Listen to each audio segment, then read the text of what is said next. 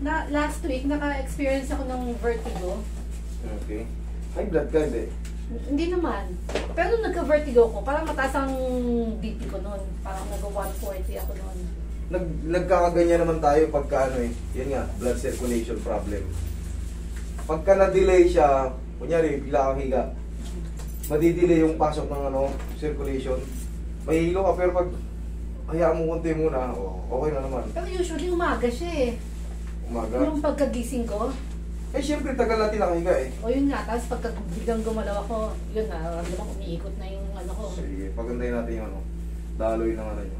Ito naman kasi itong method na to, talagang sasalansanin yung buong katawan mo. Talagang the best talaga sa mga, may massage pa.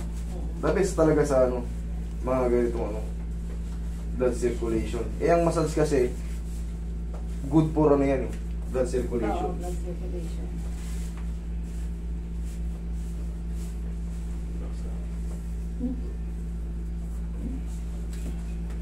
So, hindi ka kumit. Ayun. Magaling kumit.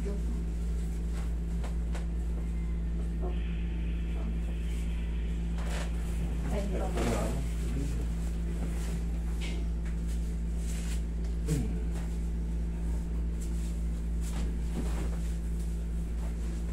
ito yung resulta. Yun. Relax na. Okay, hindi kang patagilin. Patagilin.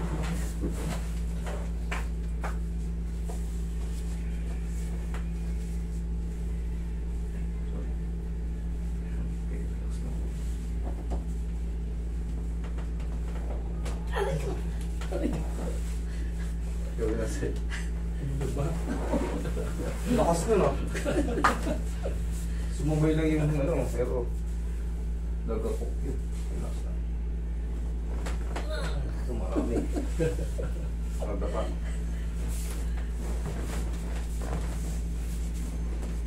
Okay, yung komportable kayo.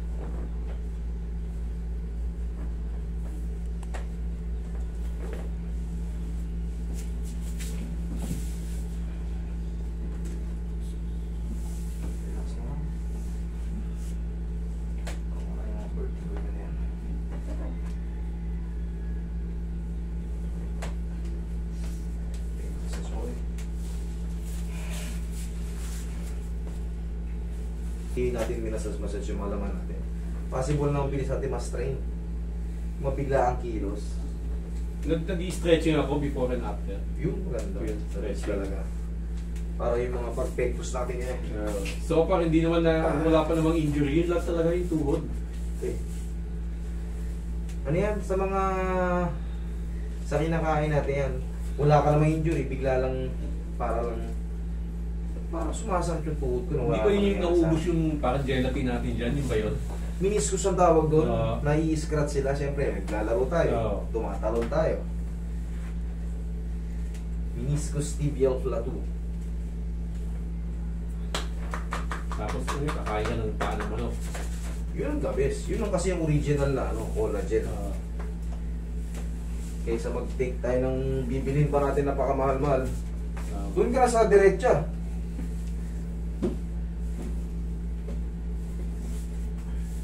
Umiinom tayo ng mga tawag doon. Yung sabi na yung dahon ng sa ubo, ang tawag doon. Forever. Hindi, yung isa pa. Lagundi. Lagundi, di ba? Oo nga naman, mas bibili ka pa. Pinangalanda ka nila. Kaya alam, mapait yata yun eh, no? Hindi siya mapait eh. Ang lasa niya ay parang manghang-anghang na ano. Pero tolerable naman siguro. Oo, sarap kaya ang lasa. Ang lasa niya medyo, konti lang. Hindi naman sobrang pait. Tapos parang Mararamdaman mo rito pag nainom mo na, parang binabaklas yung mga lumang ubo mo. Ganun. Oo. Parang kinukot-kot. Mararamdaman mo talaga. Okay, inhale. Exhale. Mga 3 araw, yung dinudura mo, yung mga plemang matitigas noon. Asa, madudura mo na. Oo. Minsan sumasabay sa Sa tulog. palengke, meron naman mga dahon eh, no? Yung mga binibenta eh, no? Dito sa amin meron. Mga puno-puno. Kuha ka na lang. Tingnan ko nga doon sa amin, ha? Oo, hanap ko lang ang tao ng gawin. Pakuluan mo lang, no? Inumin mo lang siya ng medyo maligam-gam. Maligam-gam. Maganda nga, medyo kaya pa. Kayang mainit. Oo. Para daw siya, oh. Para may nagpapala sa ano mo. Tinutuklop yung mga matitigas sa ubo. Oo, gano'n. Subukan ko.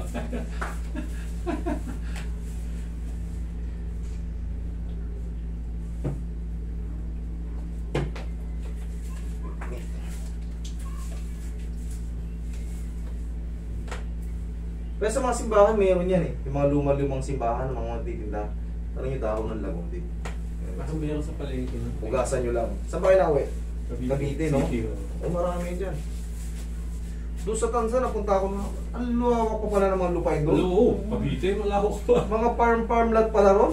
Mas lalo na sa Highland, sa Highland. Oh, rancho-rancho na mga... Yung mga Alfonso.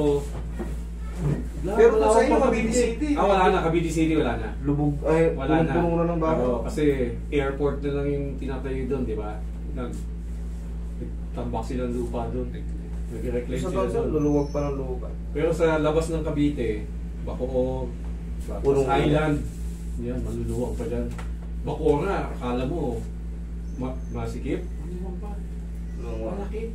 Nagbigay pa nga ang Bacoor sa ano eh, General Trias. Alfonso. Tagaytay kasi ano yan eh. Tourist spot yan. Talagang napakamahal yan. Baka per square meter, baka 35,000 eh. Mababa na yung 25. Okay? Okay.